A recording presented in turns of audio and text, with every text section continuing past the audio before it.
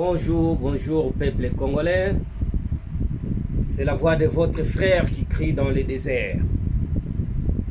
Je reviens encore une fois pour la mobilisation des ressortissants de la province du Sankourou et de la province de Maniema en particulier et de la population congolaise en général.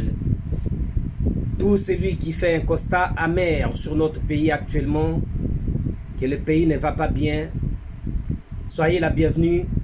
C'est jeudi pour la marche qui partira de la place de Koyidro jusqu'au palais du peuple pour honorer la mémoire de notre frère Chéribe Okende. Peuple congolais, je pense que vous serez d'accord avec moi sur tout ce que je vais parler, mais je vais d'abord transmettre un message en lingala parce que nous voulons que ce message aille jusque dans le fond de notre pays. Bande konangai na pesi bino mbote na kombo ya nkolo Yesu. Po biso nyonso na Congo tobotamaka. Bon, on est chrétien parce que la majorité des Congolais sont chrétiens. Alors, naye lisusu pour la mobilisation, il y a jeunesse sankouroise et la jeunesse à Maniema pour la marche oyo kosalima ce jeudi pour honorer mémoire il y a M. Chéribe Okende. Bande konangai boya to sangana pour tout marcher pour honorer mémoire andeko na biso. Congolais nyonso, soyez la bienvenue. Congolais nyonso azo sala constat actuellement que mboka na biso ezo kende bien te aya. Aya, nous vous invitons. Veuillez rehausser de vos présences massivement na marche wana pour tout dénoncer ba acte d'atrocité qu'on se commettre dans notre pays par le régime en place. Bande konangai, moi je vais parler de M. Chéribe Okende parce que c'est de lui qu'il s'agit. Biso tokutana na place ya Koyidro pour tokende jusqu'à na palais du peuple. Bande konanga tolobaka ke batu ebele baza ba émotionnel, baza ba sensationnel, oui, bien sûr. Mais ceux qui mutaza na émotion te, l'homme va se comporter comme étant un animal. Parce que akokatisa na nzela mutu ke koya itutie soka aza na émotion te. Mais il est vrai que ceux qui te réagir, tous à réagir par émotion, na makambo susu ndeza la bien te.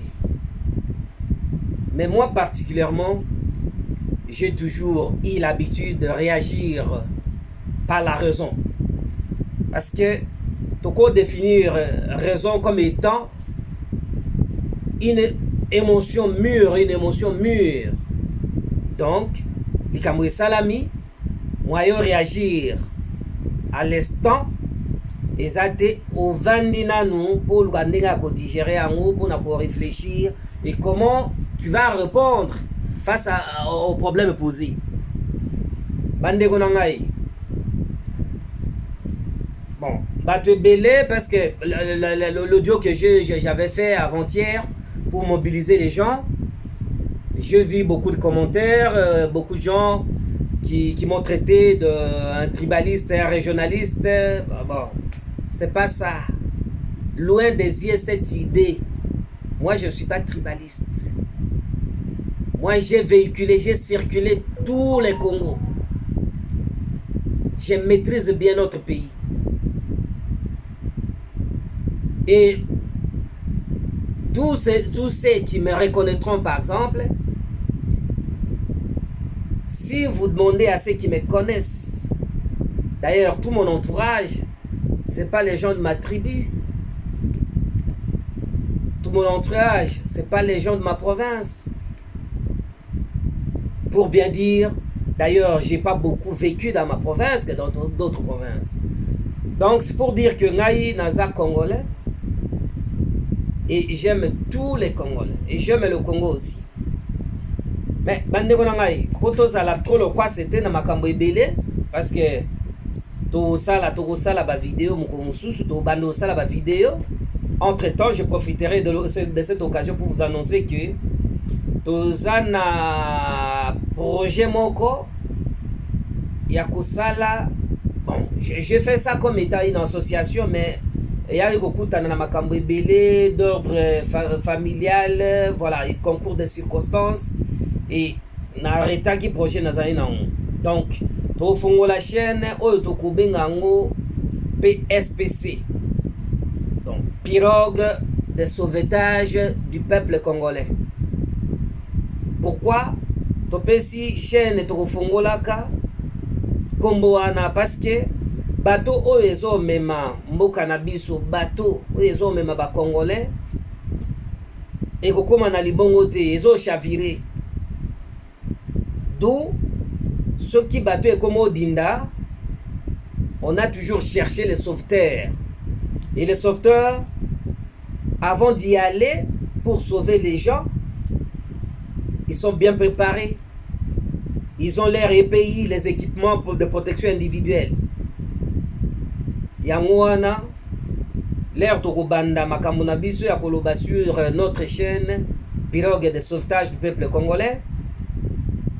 Tokosenga mututu oya yebike aza mesure ya kobenga ma sauveteur parce que mboka na biso ezo dinda akosabonner na chaîne na biso. Mais la chaîne existe déjà. Si vous voulez avoir certaines informations, bien certaines vidéos qu'on a fait un peu occasionnellement, ce que Betikaka na YouTube PSPC @1972 bien 1972, vous allez trouver certaines informations sur la chaîne. Alors bandeko nangai, moi je reviens sur le sujet. On a mobilisation à jeudi. Tous allez belé pour tout qui na palais du peuple. Ezate ke pona kola kisa bato keo batete la bazaboy batete la bazaboy. Mais dans la vie, on se fait respecter soi-même. Donc pour pas faire ça respect, yo mokonde il faut mi faire ça respect pour bato ba respecter yo. On se fait respecter. D'où yo mutu ceux qui makambo ezo sali malelo na Congo, ce que vraiment le Congo va bien, parce que je ne sais pas de quel monde vous vivez. Bandeko nangai, pona makambo kaka ya jeudi, tozali belé ba congolais nyonso, tozali belé tokende na palais du peuple pona ko dénoncer ba acte d'atrocité, ba acte de criminalité où ils ont se commettre na kati ya capitale. Est-ce que moi je vais réfléchir un petit peu comme un criminologue, parce que j'ai une formation de criminologie. Ba makambo bozo mon ezo sali mawana ya ba kidnapping, ba enlèvement suivi de séquestration, assassinat. Et ça, complicité, n'a pas autorité. Ba autorité, moussous baï, bazasima. C'est pas les pauvres gens que vous voyez aller sur le terrain exécuter une mission. Non. Il y a des autorités derrière. Il y a des autorités derrière. D'ailleurs, bon, pour revenir un petit peu dans Makambo Italie, Makambo, il y a Sankuru Maniema, donc Bana Mongonyos. Nazongi na makamwana parce que yango neto lo balelo pona sala vraiment na divaguer trop na esprit. bino bozomona bomonaki jugement ba audience ya Messe Kamere. L'air bazotuna Kamere nyonso abando lobake, il faisait tout sur ordre de Tshilombo. Mais bon monaki juge Raphaël Yani, l'air babandaki ko juger Kamere. Je réfléchis, excusez-moi, je suis en train de réfléchir comme un criminologue. Kamere dit que makambo nyonso asalaka yo asalaki sous ordre ya Tshilombo. Et Kamere est interpellé pour le détournement de 58 millions de dollars américains. Et Kamere comparaît, indéféré devant la justice pour cause de détournement de 58 millions de dollars américains. Alors que lui-même, il dit que tout ce qu'il faisait, c'est sous ordre de Tshilombo. Alors, tokotana scène oyo salamaki mukolo oyo ba piégeaki juge Raphaël Yani. Ata aveugle soko ozwi kaka filme wana ya Kamere. L'air azo lekisa liboko ne longiti na se ambanga. Ata aveugle oyebisi aveugle ke awe eza na pandémie moko boyi oyeye oyo babengi COVID-19. Mais ba organisation sanitaire ba pesi ordre na mutu nyonso alata masque. Mais yo ozomona te mokonzi nanga oza aveugle ozomona te. Mais ngana lekisi liboko nelongi na petit na se ya manteau ya mbanga elobi nini aveugle akoyebisa yo ke non masque, il faut dire masque. Ngana tuni lisusu mokonzi nanga ya aveugle nabi nde mokonzi nanga. Mais namoni mutu moko avandi mais azo ningisa azo benda mutu na mukongo akitisi elongi na se abendi akitisi elongi na se. Wana elobi nini mokonzi nanga aveugle? Aveugle akoyebisa yo ki azo benga mutu. Et l'air aveugle ayebisi yo ki kosala kotia liboko nelungiti na se yambanga et signifie lokola toza na période pandémique. Eza koloba il faut kotia masque. L'air mutu aningi azo benda elongi akitisi na se abendi mutu akitisi na se c'est ka azo benga mutu. Donc mokonzi nanga aveugle akoyebisanga ki mutu wana azo benga mutu po azwa masque. Et Bozomon a l'air Kamere Azoloba. Et moi je comprends pas comment la justice congolaise fonctionne. Hein? Moi j'ai eu un peu, bon c'est pas de la chance, mais de par ma formation, j'ai travaillé comme inspecteur judiciaire près la cour d'ordre militaire. À l'époque, il y a colonel Alamba. Mais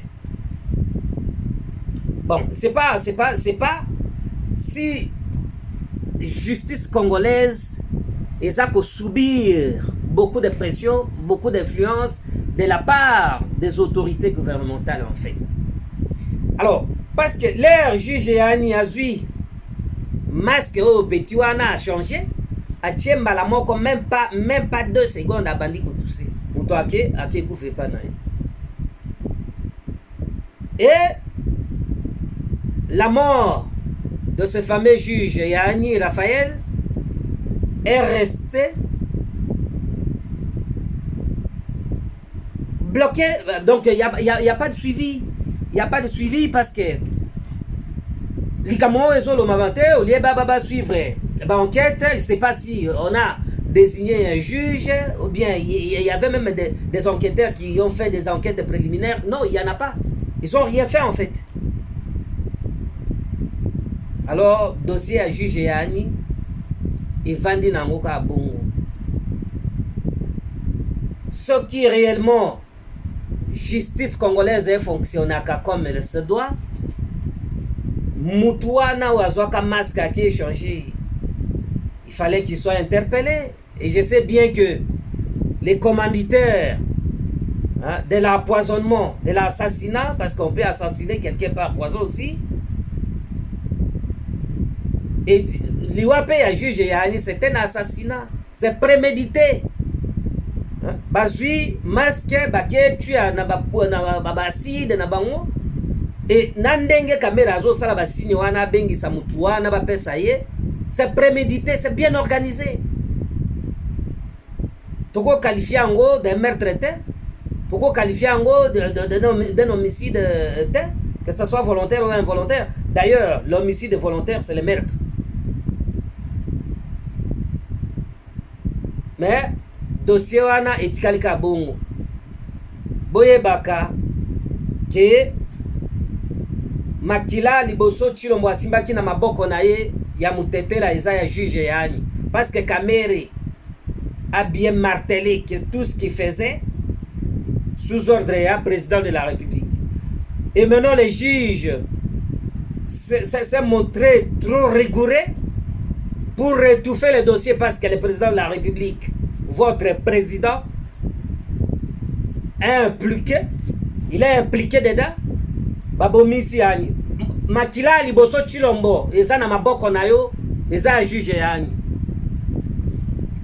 Deuxième chose, bon aliwa, parce que c'est de ça qu'il s'agit en fait. Makambo, il y a kosala ba analyse politique et belé, to kosala ba vidéo, to bandosala ba vidéo. Hein? Parce que moi je suis animé de la pensée napoléonienne. Napoléon, quand il dit que la mort n'est rien, mais vivre vaincu sa gloire, c'est mourir tous les jours. Bande konangai, bo bangelo comme au côté. Je reviens ma Kamboya, mais c'est Chéribe Okende. Chéribe Okende, c'est un député national voté pour les comptes d'ensemble. Chéribe Okende a été nommé comme ministre des Transports et Voies de Communication pour les comptes d'ensemble. Bon. L'air basali union salité. Wane eza union sacrée. Union sacrée ya nini? Pe bozo zwana na sacré. Momoko eza kolakisa. Batona bonheur moko na kati. Pe bozo bomaka bato bozo. Union salité. Makila ya batetela etondi na maboko ya Tshilombo sikoyo. Alors, Chéribe Okende a été nommé ministre des Transports et Voies de Communication pour les comptes d'ensemble. Alors, va former union salité na bango.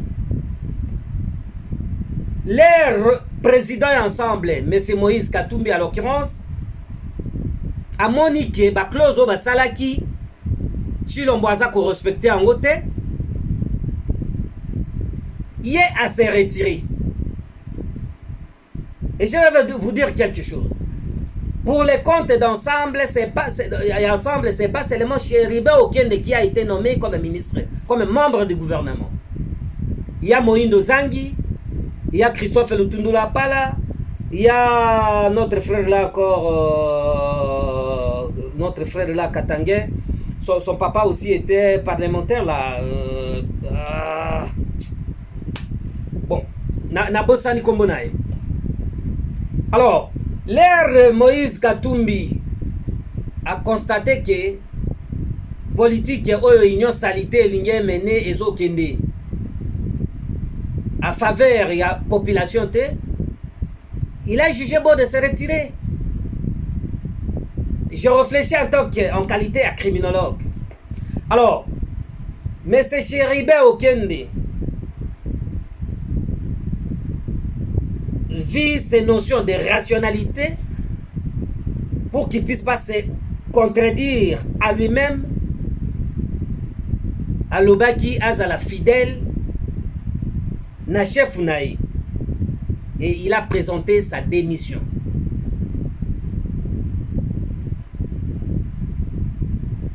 Na Congo, la culture de démission n'existe pas.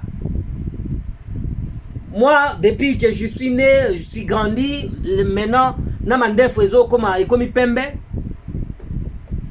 J'en connais que peut-être 2-3 cas seulement il y a ba ministre ba démissionnant. Na époque ya Mouzel Laurent Désiré Kabila, Mama Justine Kassavubu. Bon, l'air à Monaki pe Makambo Simbate, elle a présenté sa démission et elle est retournée en Europe. Et na binoa na moni mais c'est Cheribe Okende na ndeko na biso mususu o na uta oloba ya Katanga na Bosani kombo na ye ministre azape député national. Alors Cheribe Okende l'air a présenté des missions na ye na gouvernement. Il y a certains membres, il y a ensemble, il y a parti à Moïse Katumbi au Baboyaki pour se retirer dans le gouvernement, va renouveler confiance na bango, va continuer l'union salité. Kuna tozo mona ministre Moïndo Zangi, tozo mona ministre Christophe Lutundula Pala, parce que bango tout bazaki na compte ensemble. Alors, comme criminologue, je réfléchis. Na Congo, ceux qui ont présenté des missions na Moussala, mokonzi na yo akomona ko fingiye, akomona ke omoni ki ayebi Moussala te ofingiye makasi ndo présenter des missions. Et cela peut être la source d'ennui. Ya monsieur Cheribe Okende. Oye écoutez-le vilelo. Cela peut être une source d'ennui na vie à Cheribe Okende. Et ce qui nous étonne et qui peut étonner tout le monde, parce qu'un jour j'ai été même en contact avec le grand professeur de criminologie ici, professeur Alain Boer, c'est un criminologue réputé au niveau international. Oyo ngai na kanisa kanabi me oyo akoma ata na Kinshasa lelo na ba expert en science ya technique scientifique. Il y a un spécialiste en enquête scientifique. Bakende na mutuka wana bazuka ba ADN. Parce que je sais, nous vivons encore dans le pays des tiers-monde. Ce qui est à la Kaawa, nde makambo wana esalamaki. Lelo ba oloba traceur wana obino bozu loba GPS. C'est le traceur. Wana za GPS, le traceur du véhicule. Nayebi yango po nalingana bima na exemplaire moko ya voiture nanga. Nayebi yango l'air nazalaka na Mercedes classe E fascination. Nazalaka na moko na tracer moi carte ya mukeboy. Esika nyoso zo ke na mutuka ezo tracer. Alors, mais le la tozana ba pays de tiers monde carte wana ata na Camry na ngai ezali na tiango kutu na nini moko.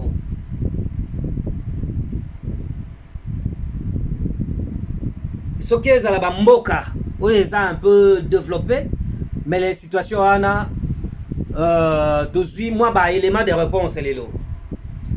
Mais je vous dis au fur et à mesure enquête wana ekozwa temps nde ba ko étouffer ango nde ba ko luka ndenge baba somba ba témoin ya lukuta nde ba ko luka ba faire évacuer bateau ba commettra qui attentat wana bien bateau ba commettra qui assassinat ya ministre Cheribe Okende. Parce que nayebi na petit wana ya changeaka masque ya Raphaël yani na sir ba kimisa mboka déjà basi ba kimisa mboka mais mboka ebongaka nango bongo ti. Et lelo tozaka ka toke makambo ya politique penzate tozana makambo kaka ya meurtre oyo basalaki ya monsieur Cheribe Okende. Na yango wana to lancer appel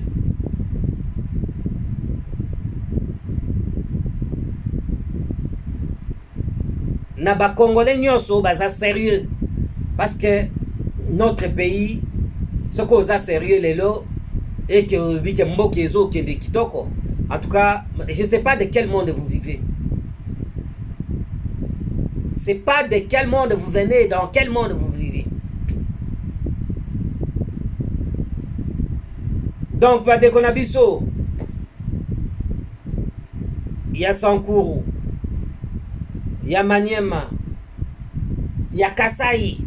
Parce que y en a même, il y en a. Atana Kasai, deux Kasai wana, ok les ro, atana. Na bakwanya ambi wana, ok na micro baladeur. Otinu bango bila ya chilombo bakoye bisayo keza négatif. Et je vais profiter de cette occasion pour dire que M. Moïse Katumbi, Zala Mobali, Zanayo Mobali, kende jusqu'au bout. Ngai naza membre ya ensemble été et je ne vais pas adhérer na parti politique et ensemble, mais vous bénéficiez de mon soutien indéfectible. Kende jusqu'au bout comme moi na Mobali, ba intimider yote. Po ba acte wana nyoso, ba olinga ba faire taire yo. Weza moi na Mobali. Kende jusqu'au bout, vous bénéficiez de ma considération.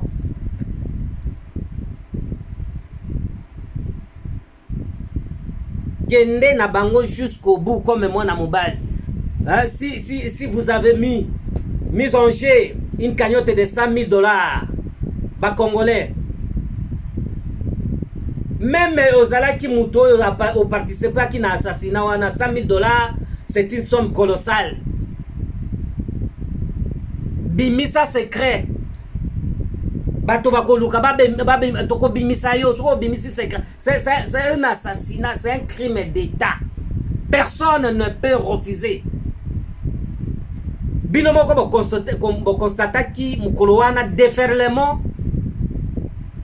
Ya bato ya IDPS, mouvance tshisekediste, mais ils ont saturé les réseaux YouTube. Et que bazo que nous inventé na audio mususu o eza na bana ya Raphaël ya disons ya Cheribo kendende babando lelati. Bomonique bozaba amateur même na commission ba crime bozaba amateur. Et place oyo juge Ani Azalaki enlevé, séquestré et assassiné. Mais c'est une place qui est censée être bien sécurisée. La Cour constitutionnelle, ce n'est pas n'importe quelle institution du pays. Chilombo, Makila Mutuami Balo Tchena Maboko ya Mutetela, ya Cheribo Ken. Yebaka yango. Makila ya Cheribo Ken des na Maboko nayo. D'ailleurs, on attend que la justice fasse son travail. Mais par déduction, na makambo tout l'air Kabila, bomino kanisa ki Kabila nda kendeki na pistolet à betiro si mukendi. Masas de bolobaka. Et je vois d'autres personnes, les petits wananani, qui prétendent être juristes. Hein? Ils s'acharnent toujours sur le nom de Kabila. Alobaka Kazai Kadogo. Joël Kitenge. Monsieur Alobaka Makambo Ebele concernant Kisasingando. Toi, tu n'as jamais été aux côtés de Kisasingando. Moi, je te parle en tant que Kadogo. Bisonyo Sutozara na mouvement Moko. Tu n'as jamais été aux côtés de Kisasingando. Petit cas Koloba Makambo Loba na Kishasana. Tika Koloba Makambo. Tu prétends être juriste, mais aux accords s'acharner na Kombo ya Mutu. Toujours, donc, ce qu'on lobby Kombo ya Kabila te na Munoko na yo, tu te sens pas bien en fait. Est-ce que vraiment si tu es juriste, Makambo Chilombo azo salaka mikolo nyos, akebo e discours boy, mais comment ça? Mais mutunabino akozala mukolo mususu, yango wana voyage kalisu na ba occidenté, bako kangaye. Pekuna oyoka, ba mindele ils sont capables. Chilombo aya ba kangiye, pe ba zui mususu ba tchekuna. Bokolo ba pe rien. Ameka asala ba voyage susu na ba occident na bako kangaye. Bilo sakana mindele. Yo, mais tu t'es dit président de la République et tu dis que je m'en fous avec les organisations de droits de l'homme. Droits de l'homme, yo bafouyango.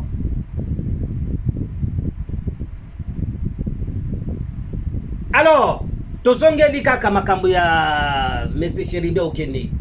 Boyebi kolongwa na ye wana e bandoko opesa contrepoids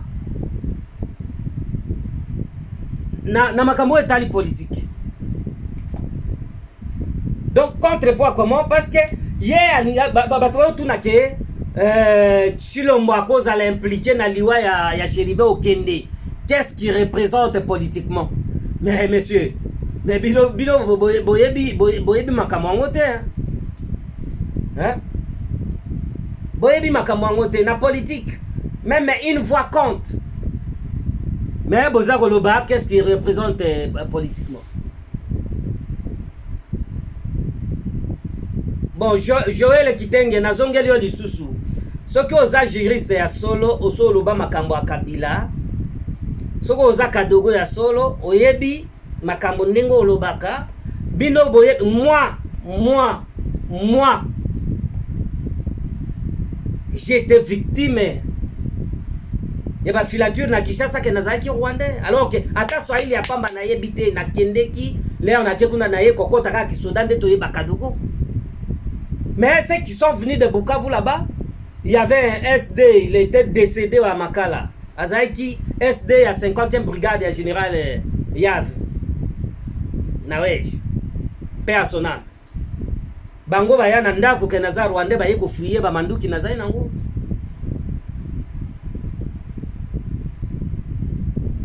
Et ndeko rangai yo soki oza kadogo ndengo olobaka. Yo kaka interview oyo ba interviewa Mzee Kabila. Pona massacre salamara na tingi. Le journaliste, je pense, c'est Colette Brackman. Il lui a demandé, Monsieur Kabila, Monsieur le Président, paraît-il que les massacres qui se sont perpétrés à Tingi, c'était perpétré par ton fils. Mais Moussa avait bien répondu, il a dit que non, mon fils n'avait dirigé que l'opération de Kisangani. Parce que période où on a Kengwadon, le premier ministre, Kisangani ne tombera pas.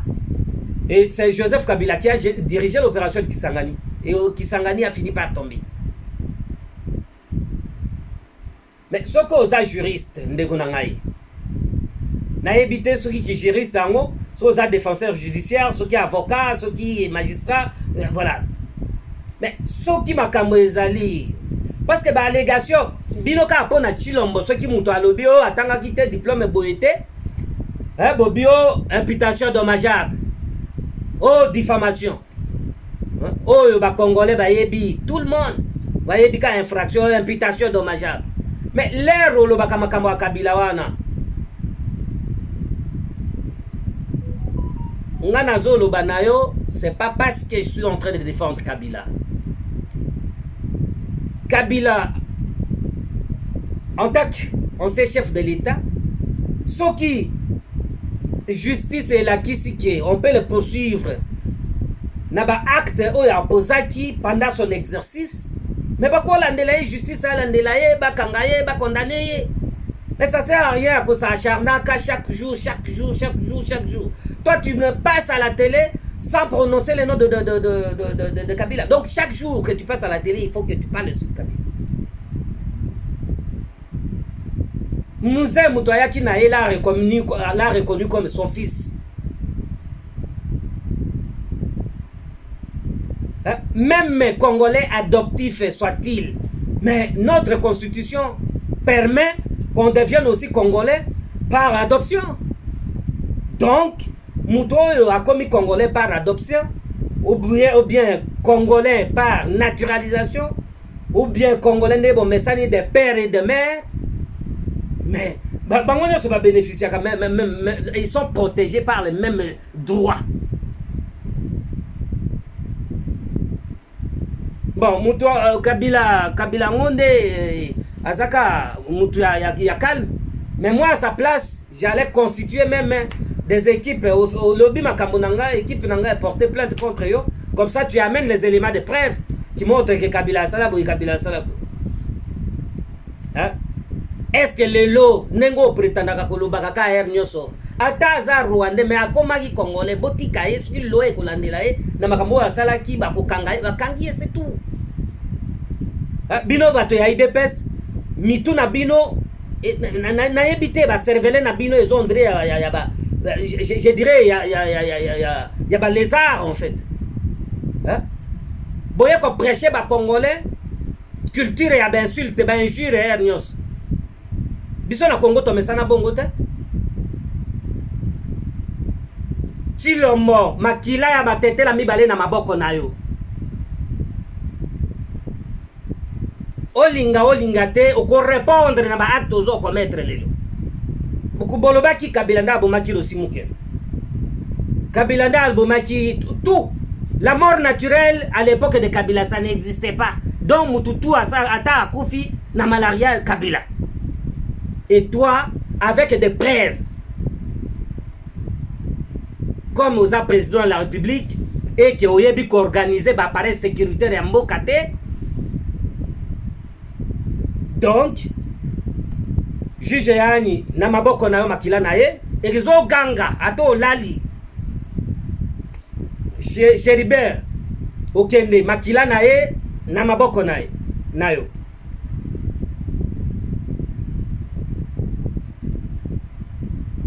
Et nazo sala ba incantation ya ba koko na biso ata na butu